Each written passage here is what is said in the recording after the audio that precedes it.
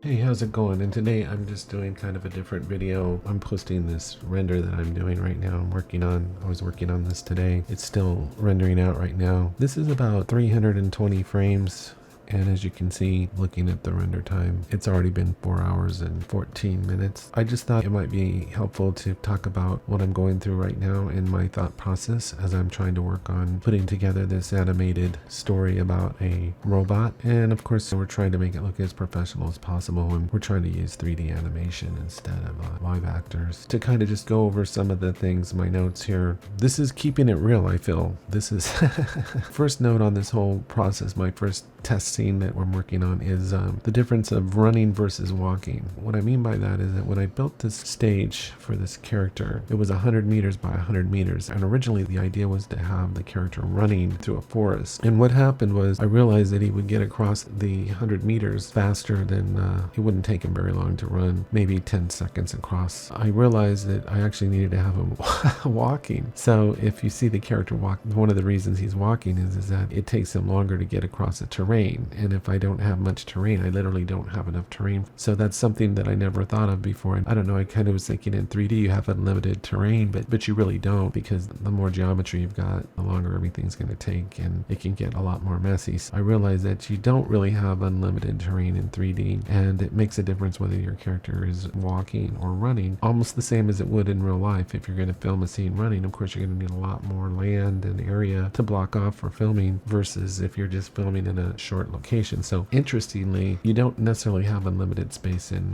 3D. I mean, I guess you do if you got unlimited money and time, but again, it comes into time and money. Okay, so that was the first thing that was kind of interesting to me, was the difference between a character walking and a character running in a 3D scene. My next note is, let's see, building the scene versus photo projection. Okay, so we recently did a video on photo projection. The idea was that you could create a very realistic, photorealistic backdrop for a character using just a photograph versus trying to build a 3D scene, kind of going back and forth the pros and cons of using an actually 3D created scene versus photorealistic camera projected scene. I'll probably do another test similar to this one. This is more of a simulation of what kind of a 3D scene might look like. And of course, the trees don't look that real, so there would be a sense of maybe a fantastical element about the story if it's in a 3D world, a completely 3D world, versus that it's a 3D character and an animated character against a photorealistic backdrop. So that's just an ongoing debate right now. But if I was looking at comparing time and work versus the potential payoff, I think I'm actually leaning toward using photorealistic projection versus using a 3D scene.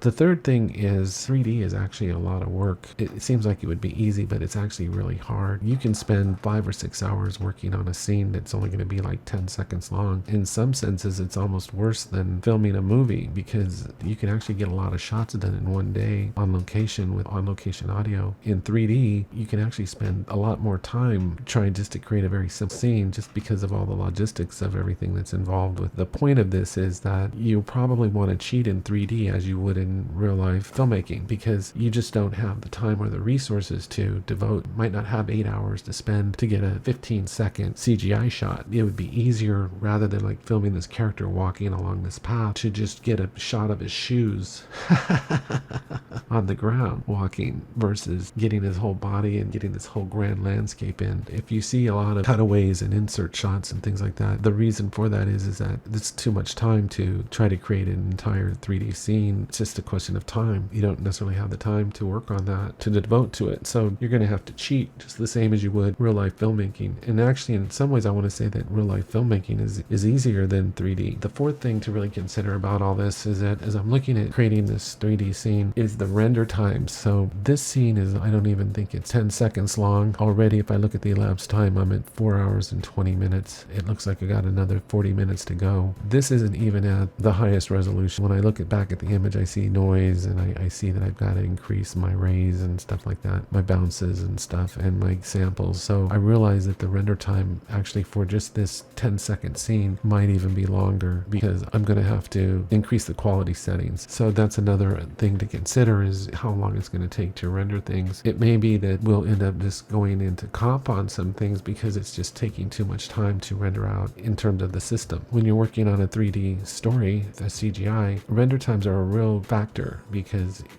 do you even have the time to render out? So you're going to work on something all day, and then you're literally going to just let it render overnight and come back in the morning, and that's maybe just for a 10 or 15 second scene. So render times are really something to consider. I think that makes me lean more toward using a camera projection or something like that. My last thought about doing all this is, when I was working on this project, and I'm not even done, I'm just really starting, this is just a first rough draft of some of the concepts. I was laying out the scene and I realized that it didn't seem to make any sense to build the environment and then try to animate the character into it, just because there's ended up being so much stuff in the way and so much overhead in the system. So what seems to make the most sense is actually work out the character animation first and then put the environment in, because I noticed as I was trying to move this character around the scene, there's all these trees in the way, and there's actually things I didn't even realize. So when you go and look at the final render, what you'll notice is that the camera's tracking him as he's walking kind of through the woods, and what you'll notice is